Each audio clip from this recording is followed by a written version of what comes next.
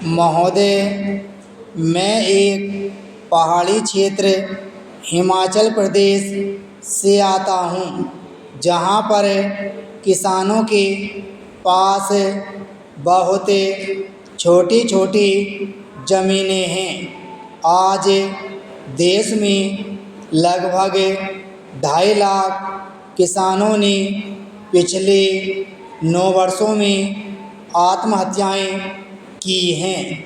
छोटा और पहाड़ी राज्य होने के नाते यहाँ पर बहुत छोटी छोटी ज़मीनें किसानों की हैं।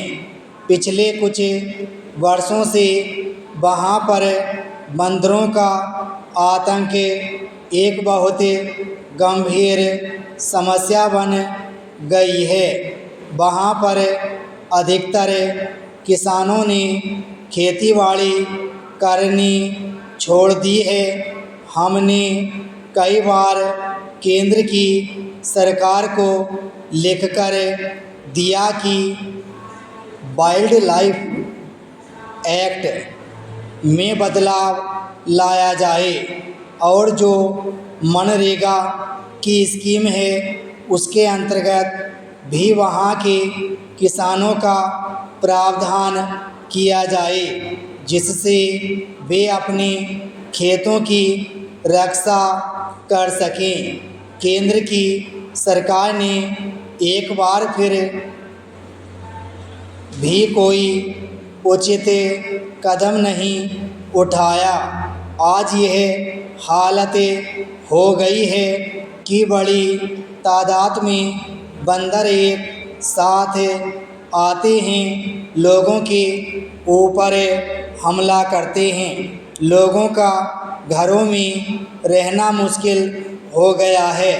यहाँ तक कि खेतों में खेती करनी तो बिल्कुल छोड़ दी है। यह केवल एक विषय नहीं है, ऐसे कई विषय केंद्र सरकार के पास लंबित हैं, जहां पर हिमाचल प्रदेश का गरीब किसान और आम आदमी मर रहा है, पिछड़ रहा है।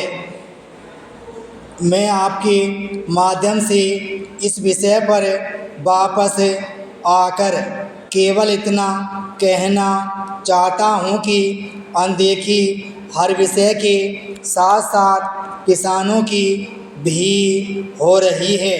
बंदरों की समस्या एक बहुत बड़ी समस्या बन गई है।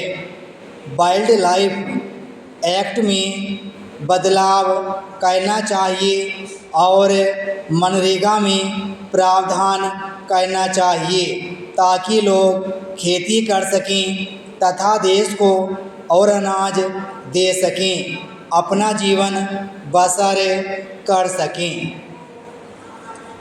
माननीयवर, मैं आपके माध्यम से केंद्र की सरकार से पूछना चाहूँगा, क्या केवल छोटा राज्य होने के नाते, पहाड़ी राज्य होने के नाते हमारी अनदेखी की जाती है?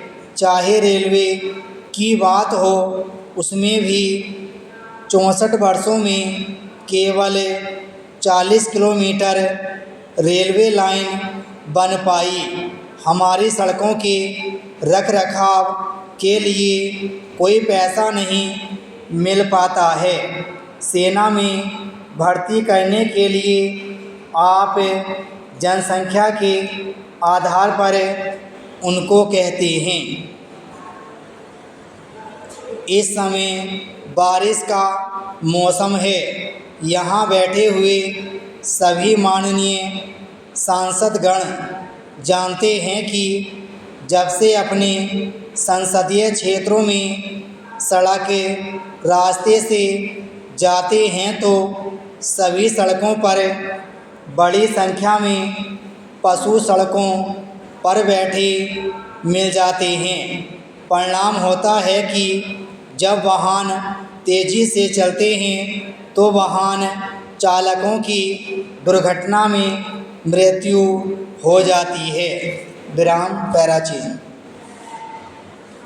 सभापति जी देश में वर्ष 1956 से बाट व माप उपकरणों की जांच राज्य सरकारें करती आ रही हैं। वर्ष 1975 में यह कार्य राज्य सूची से समवर्ती सूची में डाल दिया गया।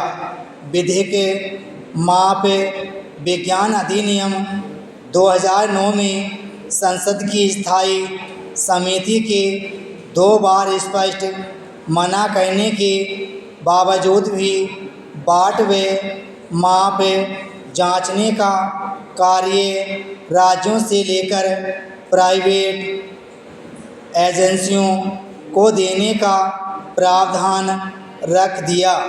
प्रत्येक राज्य सरकार के पास राज्य में स्वतंत्र विभाग हैं। अरबों रुपये के बाट और माप जांचने के उपकरणों की प्रयोगशालाएं हैं। अरबों रुपये की आय प्राप्त होती है। कम से कम 10,000 मरम्मतकर्ता दशकों से अपने परिवार का जीवन यापन कर रहे हैं। भारत सरकार संसद की स्थायी समिति की सिफारिशों को नहीं मानकर विभाग के कर्मचारियों के प्रतिवेदनों पर भी बिना विचार किए बाट व माप उपकरणों की जांच प्राइवेट एजेंसियों से करवाने के नियम बना रही है। यदि यह कार्य प्राइवेट एजेंसियों को दिया गया तो राज्य सरकारों के अधिकारियों व कर्मचारियों को इस विभाग में समायोजन करना पड़ेगा। अरबों रुपये सरकारी प्रयोगशालाएं व्यर्थ हो जाएंगी। सरकार को राजस्व का नुकसान होगा और कई लोग बेरोजगार हो जाएंगे। मैं आपके माध्यम से यह कहना चाहता हूँ कि जो स्थायी समिति की रिपोर्ट हैं ये प्राइवेट एजेंसियों को नहीं दी जानी चाहिए। अतः आपके माध्यम से भारत सरकार के उपभोक्ता मामले, खाद्य एवं सार्वजनिक वितरण मंत्री से मांग करता हूं कि बाट व माप की जांच करने का अधिकार प्राइवेट एजेंसियों को देने के लिए बनाए जा रहे नियमों को रोका जाए तथा राज्य सरकारों के पास ही यह अधिकार रखा जाए। मैं आपके माध्यम से यही मांग करता हूँ। हमारे देश में लगभग 10 करोड़ वरिष्ठ नागरिक हैं और इनकी संख्या में लगातार बढ़ोतरी हो रही है। इन 10 करोड़ वरिष्ठ नागरिकों में 66% वरिष्ठ नागरिक गरीब हैं और 90% वरिष्ठ नागरिक सामाजिक एवं स्वास्थ्य रूप से सुरक्षित नहीं हैं। 35% वरिष्ठ नागरिकों पर घरों में अत्याचार किया जाता है। 17% वरिष्ठ नागरिक अकेले रहने को मजबूर हैं। जैसे जैसे आयु बढ़ती है वरिष्ठ नागरिकों को जीवन संबंधी आवश्यक वस्तुओं जैसे कि विशेष रूप से दवाइयों की अधिक आवश्यकता पड़ती है और वरिष्ठ नागरिक मधुमेह, हृदय रोग, कैंसर जैसी अनेक बीमारियों से घिर जाते हैं और इनके इलाज हेतु वरिष्ठ नागरिकों के पास पर्याप्त धनराशि नहीं होती, जिसके कारण वरिष्ठ नागरिकों के अत्यधिक बीमार होने से वे जीवन से हाथ धो बैठते हैं। विराम स्टॉप।